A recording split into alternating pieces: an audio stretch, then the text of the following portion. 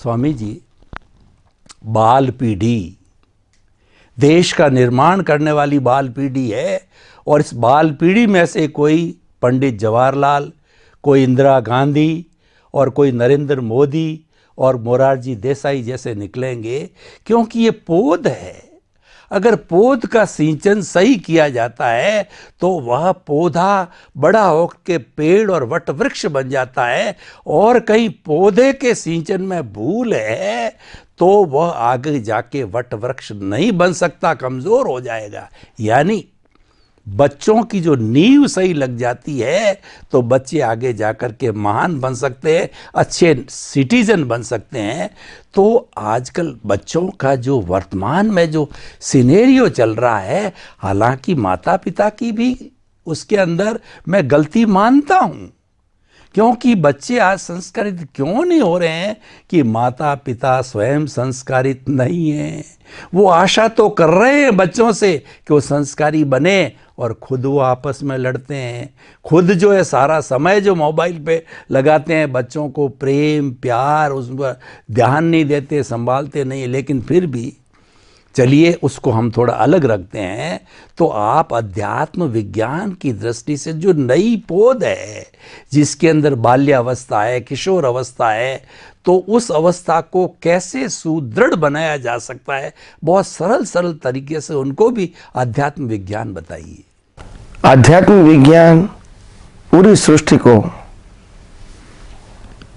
वास्तविक दृष्टि से बदलना चाहते हैं, और ये वास्तविक दृष्टि है कि हर इंसान को पहले ये समझना चाहिए कि ये मन वचन काया से बना हुआ जो मेरा स्वरूप है, और मन वचन काया से चलता हुआ मेरे जो जीवन है, और मन वचन काया से जुड़ी हुई साधन संपत्ति सत्ता और साधनों की अवस्थाएं हैं।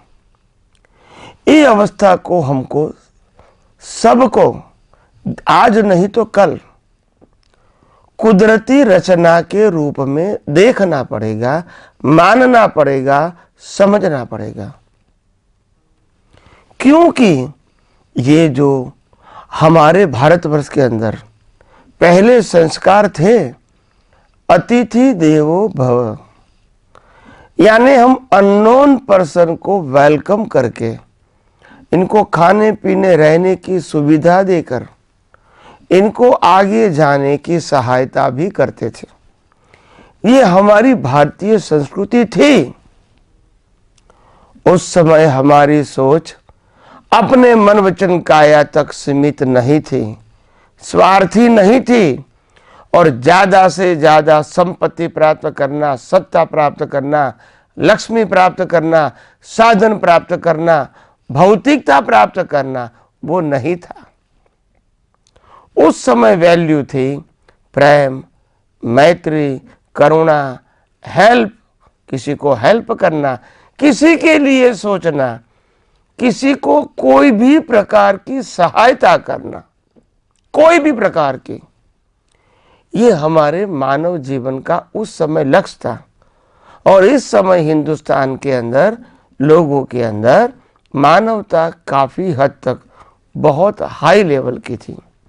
और इसीलिए अभी जितने इंस्ट्रूमेंट हमारे पास है, जितनी फैसिलिटीज हमारे पास है, जितने खाने का साधन हमारे पास है, जितनी सुविधाओं घर से लेके, इंस्ट्रूमेंट से लेके, ट्रांसपोर्टेशन से लेके, जितने रास्ते से लेके, हॉस्पिटल से लेके, स्कूल कॉलेज से लेके, हमारे पास जो सुविधाएं हैं, ट्रेन, प्लेन, बस, car, two wheelers, three wheelers, four wheelers, ये सुविधा पहले आज से कम 100, 200, 300 साल पहले नहीं थी। मगर आज से भी ज्यादा उस समय लोग सुखी थे, physically and mentally plus economically.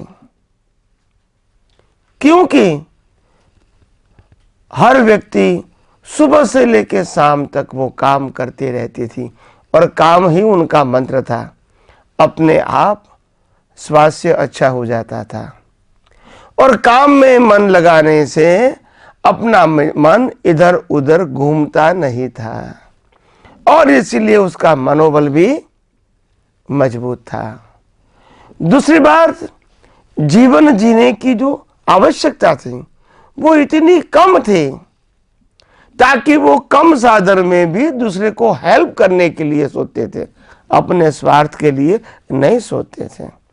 और इसीलिए उस समय के इंसान हर समय सुखी, आनंद, फिजिकली कहो, मेंटली कहो, इकोनॉमिकली कहो, वो फील करता था।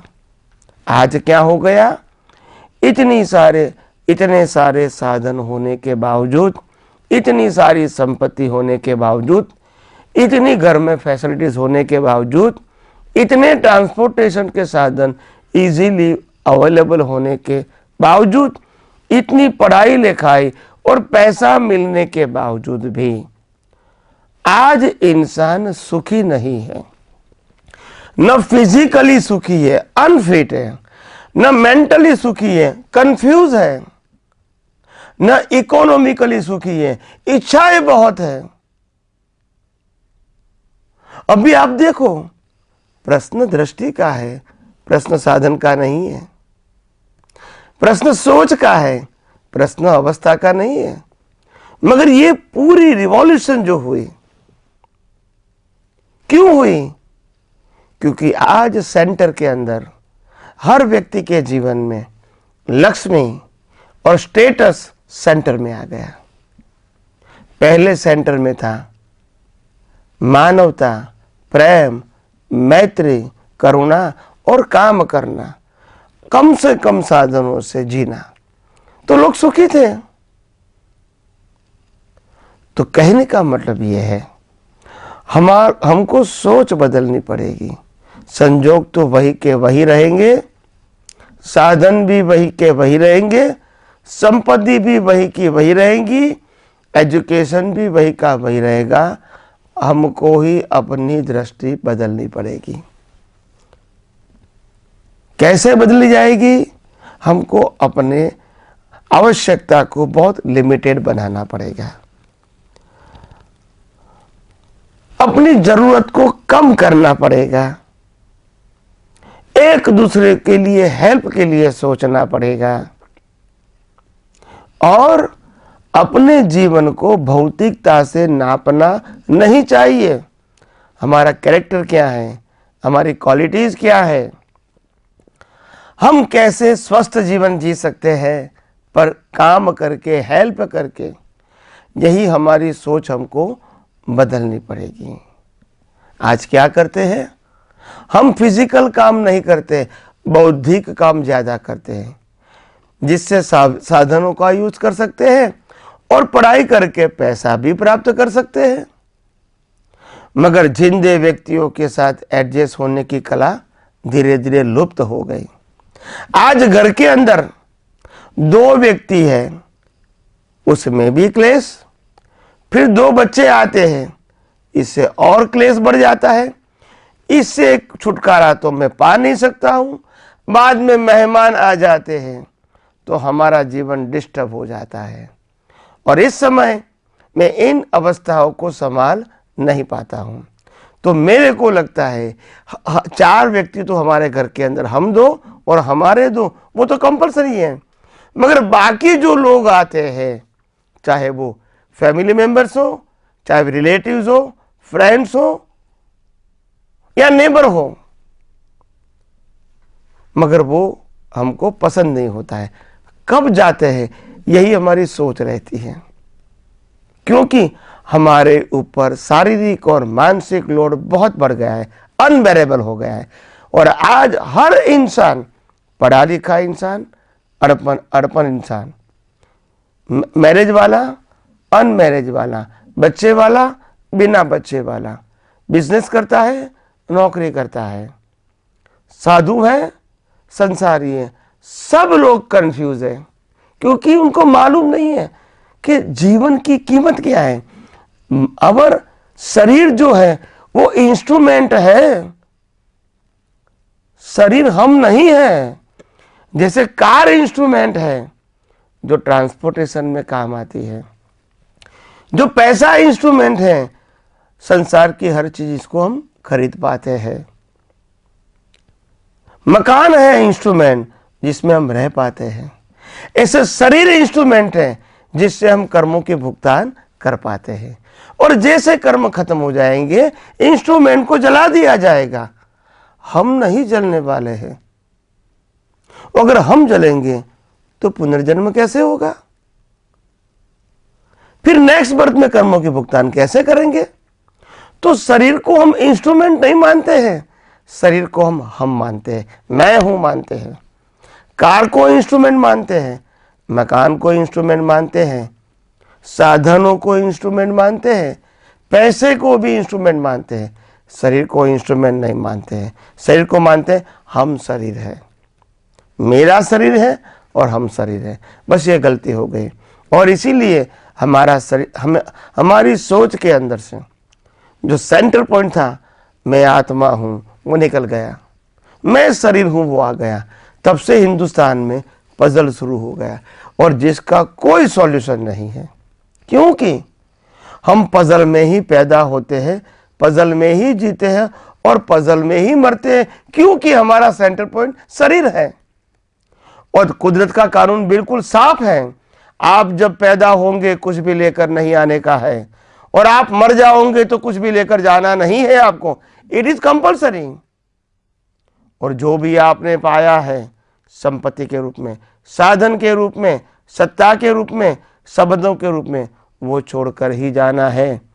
Including your degree and your experience of the relative truth, professional truth, वो भी छोड़ के जाना है, ले नहीं जा सकते हो।